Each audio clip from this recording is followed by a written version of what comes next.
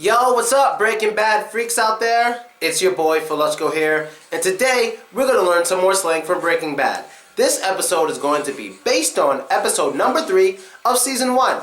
I should make probably 2 videos today, so hopefully today you'll see episode 4 as well. So let's get to it. I'm going to be teaching you the slang phrases, and these videos are usually for people, 16 and older, especially if you watch Breaking Bad already. It doesn't matter how old you are because you're already watching it. I'm just telling you what they mean when they say certain things, because you have to understand that before you use the wrong thing and get in trouble when you come to America. So let's get to it. Why waste time? Like I always say on these videos, if you can read this right here, you're okay. If not, you want to watch this later from your computer, because not all of the mobile devices can read these annotations. And I have to use these annotations because I have like 3 channels, so I'm making videos all day, every day. I don't have time to edit professionally, and I hate editing. I suck at it. Alright, so let's get to it. This is from Skylar, the wife.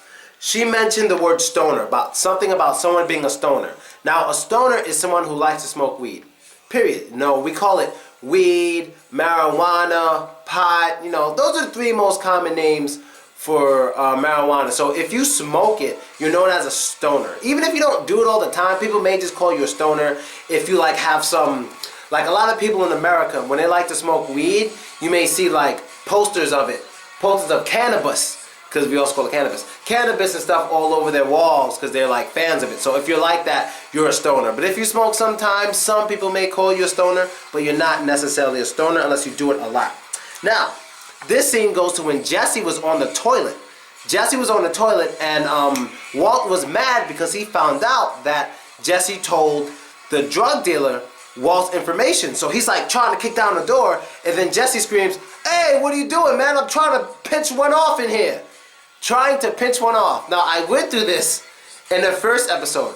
Pinching one off has 2 meanings, and I gotta go through it again because you have to learn, just in case you didn't see the first episode. There's 2 meanings to pinch one off. First meaning is to take a poop. Or number 2, kakashka. And just let it out. That's to pinch one off. Number 2 is to pinch one off, is the nasty one, when the kaka or kakashka is coming out of your butt, but it's half in, half out. It's not all the way out, and you break it in half with your butt. It's and it breaks in half. Instead of all coming out, it breaks in half, and it makes your butt really nasty. So that's 2 definitions of pinching one off. I'm gonna stop there. They gotta stop using that one. I don't want to teach it again. All right. Hank's wife, when she was telling her husband that she thought Walt Jr. was smoking weed, she said something like, "Oh no, she didn't tell me he did, but she inferred it." When someone infers something, they're basically telling you without telling you directly. So I can infer something right now. Let's pretend that I was a murderer. I could say something like, man, if I were to murder a girl, I would have done it last night, in the dark, 3 o'clock in the morning or something. Then you hear in the news that someone was murdered, found 4 o'clock in the morning in the park, It's I inferred it was me. I didn't say it was me, but I inferred it. So that one is proper English, and you can use it. Okay. Up and down the block. Hank said this to, I think Hank said this to his wife, and he was speaking about Walt Jr. doing weed, and Hank's wife wanted Hank to discipline Walt Jr. But he was like, "Why should I do it? Tell his mother. She would kick his butt up and down the block." Now, when it comes to violence, you can say up and down the block, and that just means a lot. Now, let me try to explain this. Up and down the block means up and down a street. We also call streets blocks. So, for example, if you're on 95th Street and you want to go to 97th, that's 2 blocks up. That's 2 streets. You're basically crossing 2 streets, so we'll say 2 blocks up. And when someone kicks your butt up and down a block, that means they're beating you up a lot. Or if someone's going to whip your ass up and down a block, that just means they're going to whip your ass a lot. So we use up and down a block when it comes to violence. So you can say, "My boyfriend's going to beat you up and down a block if you keep talking to me." Yeah, it could make sense. It means he will beat you up a lot or very badly, okay? Now to the next one. When Hank was hanging up the phone from his wife, he said, Okay, where's my sugar? Where's my sugar? Mwah, mwah. Between lovers or people in a relationship, you can ask for sugar, and sugar is a kiss, whether a real kiss or a kiss on the phone. Sugar is a kiss. Because sugar is sweet, and a kiss is something that's seen as sweet, so we call it sugar. There you go. Wow. Wow. when Hank was in the car with Walt Jr., he was talking about the drug addicts, and he said they would sell their grandmother's coochie for a hit. Wow. Okay, first of all, coochie is a slang word for vagina. You know, it's not a nice word. It's not that bad. It's not that bad. Like, level 1 to 3. Like, these are how bad it goes. Coochie is level 1. It's not that bad, but it's still naughty. Pussy is number 2. It's bad. But cunt is number 3, and it's the worst. So that's the order. Coochie, pussy, cunt. You know, and it gets worse with each word you say. So coochie's vagina, and he said they would sell their mother's coochie for a hit. What he's saying is they would do anything to get some drugs, because when you take a hit, that's basically one use of a drug. So let's say if I have marijuana and I do this, that's a hit. If I'm smoking meth, one, that's a hit. That's 2 hits, plus the other hit makes 3. So that's just 1 inhale. That's a hit, okay? And it can also be with cigarettes. Cigarettes not a drug. It kills people more than marijuana, but it's not a drug. But you could take a hit of a cigarette too. Same thing. And this one was when the slut. When the prostitute he was talking to, she was getting a little nervous. She goes, "I ain't holding, okay? I ain't holding." First of all, the word ain't is basically am not. It could be am not, are not. The word ain't makes a sentence negative, okay? That's basically what it does, because I can't explain it all right now. But I have videos on it on this channel, on the word ain't. So she said, "I ain't holding." And when you're holding in slang, that means you have illegal stuff on you. Usually marijuana. Usually drugs in general. That's holding. But in prison, when you're holding, you usually got a weapon on you. You know, you can listen to DMX's old album and hear them talking like, "Yo, man, you holding, all right, let's go get him." That means they're going to go stab him. So when you're holding, you basically have something on you that you're not supposed to have on you. That is holding in slang, of course, in slang. Okay, what's next? Hank goes to Wendy, the prostitute. He goes, "So how much for a Wendy, Wendy?" How much for a Wendy? Now, okay, I got to explain this. Okay. Oral sex from a woman to a man is called a blowjob. And what is blowing literally? That's blowing. Even when the wind is like hitting you in the face, like, "Oh, the wind's blowing me," you know, that is blowing. So when the wind is blowing outside, it is windy. It is very windy. Not Wendy. Her name is Wendy.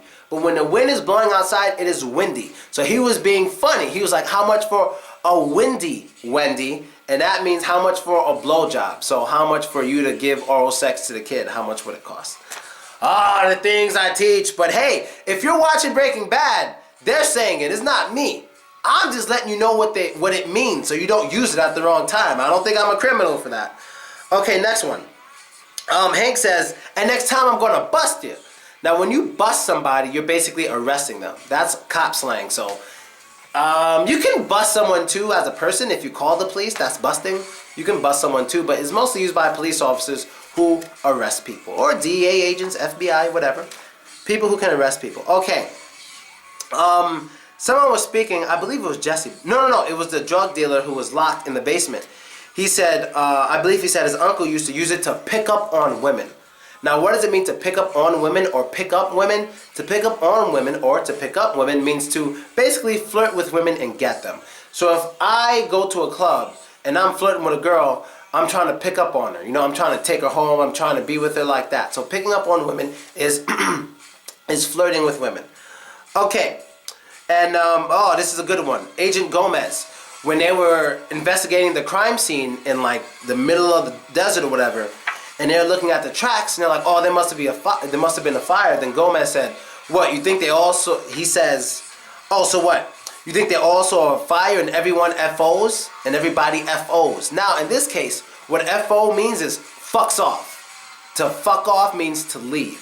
So just like I taught in the last video, it was piss off. The last video I made about the word piss, but fuck off is an even ruder way to say go away. So if everyone fucks off, everyone leaves. And they usually leave quickly when they're fucking off because there's a reason that they're leaving, not just because they want to. So that's FO, to fuck off, in this case. And then when Hank was in the car, Hank's the man. When Hank was in the car, he gets in the drug car and he goes, "Smells like a Dracar Noir factory in here." Dracar Noir is a men's fragrance. Now, maybe a lot of you know this, but it's a men's fragrance. So I guess he's insinuating that a lot of Hispanics wear Draco Noir, and so he's making fun of them because they always make fun of each other, and I'll get to that later. So Draco Noir is just a men's fragrance. Now, Gomez. Oh, Gomez says, if this is a trap car, your dumb white ass can't find it. A trap car, there's two ways to identify a trap car. One, a trap car is some people call a trap car a car with big rims, and rims is basically the shiny things on the side of the wheel. You know, the things that sometimes black guys in America get and it keeps spinning even when the car stops. Those are rims. So if it has big rims, some people refer to it as a trap car. But what they mean in this episode is trap car is a car that's holding illegal things, holding illegal drugs, holding illegal guns, and usually in a secret compartment. So when he said, you know, if this is a trap car, your dumb white ass can't find it, he kept searching, boom, and he found it. So it was a trap car. Trap car is a car that holds illegal things. And then Gomez says, the last thing Gomez says, I think somebody croaked our snitch.